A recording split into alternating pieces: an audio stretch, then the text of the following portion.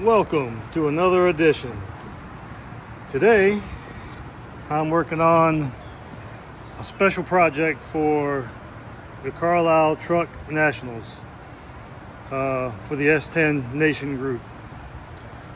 What is this going to be other than a wheel at the moment? You'll have to stick around and see. So, I kind of skipped to where these had their coating on there, and I got all of that stripped off. I don't know what that coating was. It could have been plastic dip, I don't know, but it was hard to get off than the normal coatings I'm used to seeing, but it was really thick and quite difficult to get off. But this one is completely stripped, as you see. Right now I'm going to work on trying to take this bend out. There are tools you can buy to do that correctly, but these are not going on a vehicle, so it's not a big deal. I mean, I could actually leave that. I don't think it would be a big deal either for what I'm doing, but I'm going to try heat it up. I got my little jack here. I'm going to take that, make me a little arm, and just kind of set it on this lip here, put a little bit of pressure there, some heat, just try to bend it out. It doesn't have to be perfect. Like I said, it's not ever going back on a vehicle, so I don't know, these had some issues. That one there is bent pretty good on the inside. As you see, it won't even roll away.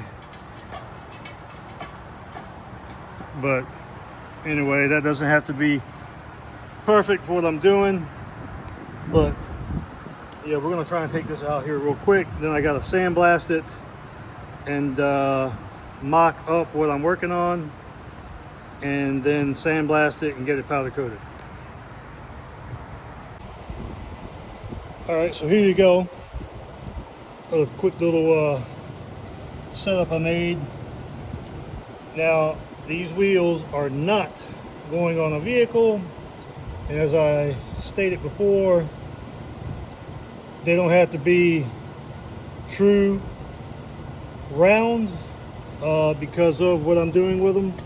So for anyone out there that's saying, man, just buy the right stuff, blah blah blah, yeah, but I don't do this a lot, and I really can't justify buying it at the moment. I don't think a lot of it's like super expensive, but I just need to bend that lip a little bit, that's all. So I got this little jack, and made some braces down here, and I'm just going to take the torch to it, heat it up, and just kind of crank on it a little bit. It doesn't need a lot. So again, you see that little bend there. I need to shift that over just a touch, obviously, but overall it's going to get the job done. Now, if I was doing powder coating all the time, wheels all the time, yeah, I'd like to have the correct dies and things like that. I think they make obviously, I'm sure by now, 2025, there's a pneumatic, I think like, basically it looks like a tire machine, and I've seen where they put the dies on them to where they're, it gets that circumference just right, and you're not doing more damage than you're fixing. But again, when you see the end results of what I'm doing here, you'll understand it does not have to support the weight of a vehicle, nor again, safety is not going to be an issue with what I'm doing. So this right here, I had the jack, obviously had the little pieces of metal steel down there, working on other projects and whatnot, and it fits nicely on the lip. So again, yeah, there are the correct tools out there to have. I wouldn't recommend doing this, say, on a vehicle that you really care about or anything, but I mean, it might work out anyway. But again, that's for the naysayers. That's like, just do this, just do that. It's going to give you the same result, what I'm doing here. Obviously, you don't want to push too hard because you can gouge down there. and, you know, make matters worse, whatever. But again, I just need to get that little bend out that lip. Realistically, I don't have to for the project I'm working on, but I think it will add a nice little touch. So here we go. All right, well, I thought I hit record when I was doing the wheel repair. It didn't work out. I thought I was recording what I was doing, but I did not. So anyway, here it is, the part that I fixed. You can see the little hump is gone, the little bend is gone. I filed it back down. Now, I don't know, but you still see a little here. My heat source isn't hot enough to really do what's needed to be done, but you know, this will get the job done for the project I'm working on. I mean, even if you were to put that on a vehicle, you still wouldn't have any trouble, in my opinion. It might not be, you know, doing it here, I don't have any way to really 100% true it up. But you really almost wouldn't even notice that if it was on, like if a tire was on it and say you powder coat the wheel and whatnot. But this will do for what I'm doing. Like I said, it's not going on a vehicle, so you will not notice that when it's done. I mean, yeah, the trained eye, people that have this stuff, they'll notice, because obviously you're taking away some material and you're not adding back. Obviously, you know, it's not going to grow on its own. But if I had a hot enough heat source, I could drop some aluminum there, I could drop some aluminum in there, file it down, and make it all nice and pretty.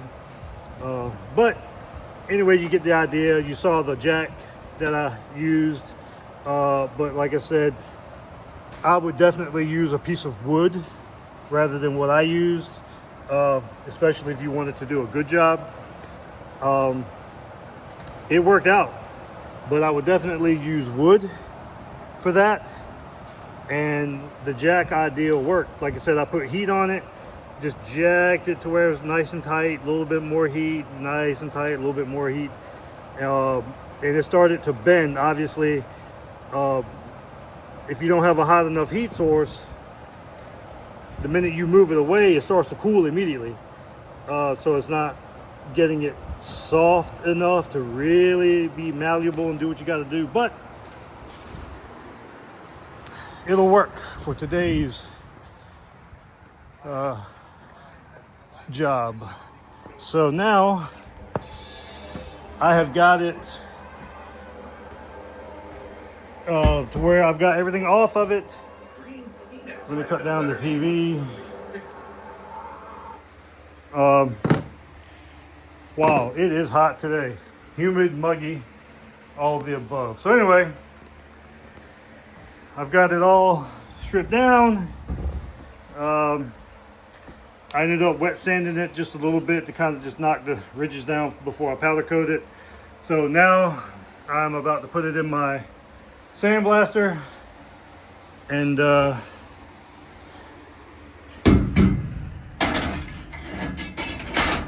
get a nice profile on it so I can hopefully get it outgassed today and get some color on it. So stay tuned. All right, so this one is sandblasted. I fixed up the little boogers. Excuse me, and whatnot that was on it.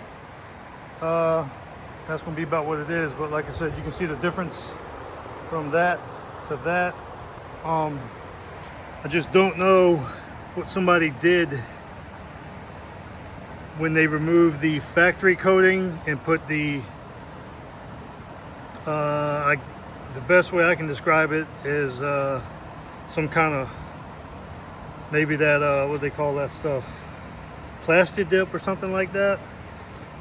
That's the only thing I can think of. And however they got the original clear and paint or whatever these had on them off, they went kind of hard, I suppose. I thought maybe the stuff I had did that, but it didn't, because I left a certain spot. I left a couple of spots on there on this other one, and underneath of it, it looked just like this. So hoping the powder, I don't have any primer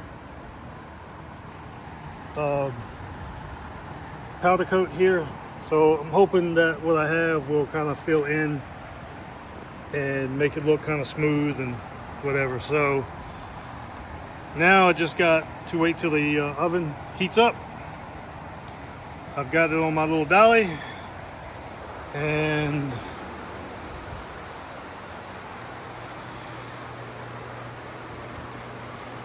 put it inside here. It's not glowing red, but it's about 400 degrees in there. We'll let it get maybe about another 10-15 degrees, and I'm going to put this in there and let it outgas.